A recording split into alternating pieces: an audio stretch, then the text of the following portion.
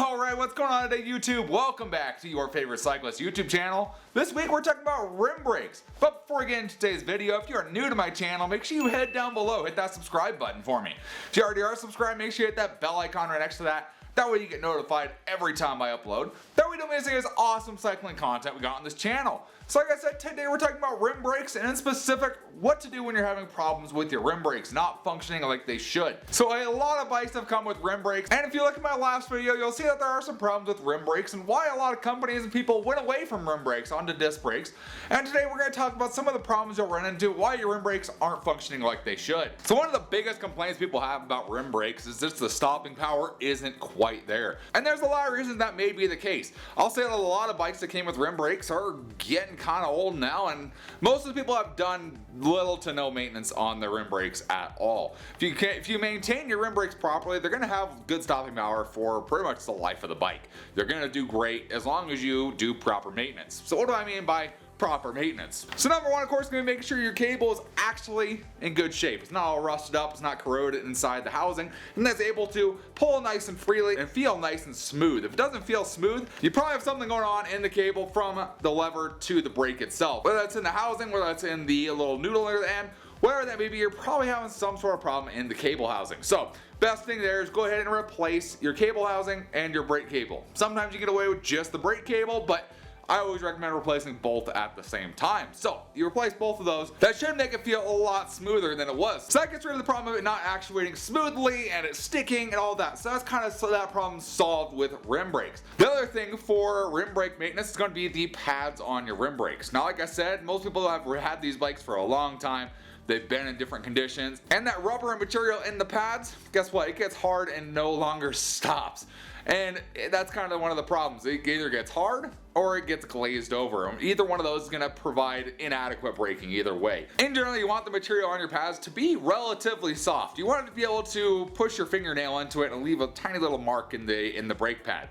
If you can't do that, your brake pad's way too hard 90% of the time. So throwing new brake pads is going to make a difference in the stopping power for sure. And with that, they make different brake pads out there from all sorts of different companies based on the conditions you're going to be riding in. If you're going to be riding in more wet conditions, they have more wet compound brake pads. If you're riding in dry conditions, they have dry compound brake pads. If they have carbon wheels, they have specific pads for carbon wheels. If you have anything else, specific pads for those. So make sure you get the one that's going to fit your style of riding the best, and it's going to make a difference in the braking power of your rim brakes. The other thing when people have problems with rim brakes is a lot of bikes that have rim brakes and still come with rim brakes have not the greatest braking surface on the actual wheel for your brakes. So if we look at certain wheels like this one here off my mountain bike, that is designed for rim brakes. You see there's kind of a braking surface right here. That's kind of a rough, shiny surface here. It's not painted. If you look at bikes like my daughter's BMX bike here, this bike had painted wheels on it. When there's paint or chrome or anything on the braking surface other than this machined aluminum kind of look here, the braking is going to be subpar. It's just going to happen. There's not enough grip on that wheel to actually have good braking from it.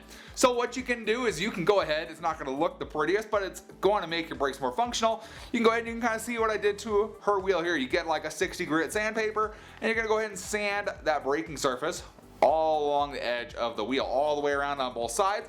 And what that's going to do is give your brakes something to bite into on the wheel and to increase their grip while they're braking.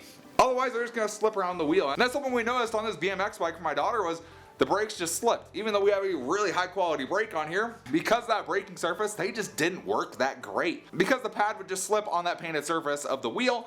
So we had to make some adjustments and of course, sand that up, get that a little bit rougher for the brake to actually grab onto something. And the last thing you really want to look for a rim brake to make it feel a little bit better is going to be, of course, your pivot points on the brake. Obviously, the brake, as you pull your brake lever, there's multiple pivot points happening. Of course, you have your pivot points down here where they're actually bolted to the frame, and you have your pivot point up here at the lever that's also pivoting as well. Guess what? Corrosion gets in there, water gets in those, and it just makes them so they don't flow, they don't function as good as they should.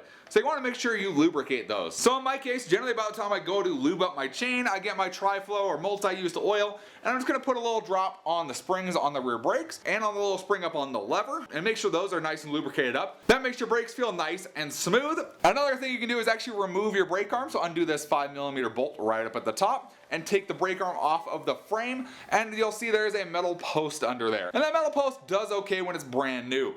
However, it's going to be best, I always put a little bit of grease on there, brush a tiny bit of grease onto those metal posts, and that way everything back here, those brake arms, can move side to side as freely as they want to. You can also adjust where those brake arms are placed for more or less tension. So if you're having problems with it not pulling back one way enough or pulling one way too much, you can actually adjust it into one of those 3 holes under there. So there is a lot of maintenance and adjustability to do with rim brakes. That's one of the biggest reasons I would say people say they don't like rim brakes. They just don't take care of the rim brakes very much. And through proper maintenance on these, you can make them work and last a long time, and they'll be perfectly fine for your type of riding. Obviously, there's type of ridings where rim brakes just ain't gonna cut it. Mountain biking specifically, rim brakes just aren't really gonna cut it for the most part. So there are types of riding. For most people though, rim brakes are going to work perfectly fine for you as long as you keep up on maintenance and keep them working nice and smooth with new pads, and they will continue to last and continue to keep you stopping for a long time. So those are some ways you can go ahead and adjust your rim brakes, get them functioning back to where they should be, get the braking power back that a rim brake has. Hopefully by doing a few of those adjustments on your brakes, you're able to make them feel nice and brand new again. So hopefully you guys learned something from this video, or at least found it entertaining. If you did, give this video a big thumbs up, appreciate the support. Any comments or questions, let me know down in the comment section below. Love talking to you guys, love answering any questions you guys have, and I will see you in the next video. Thanks for watching today.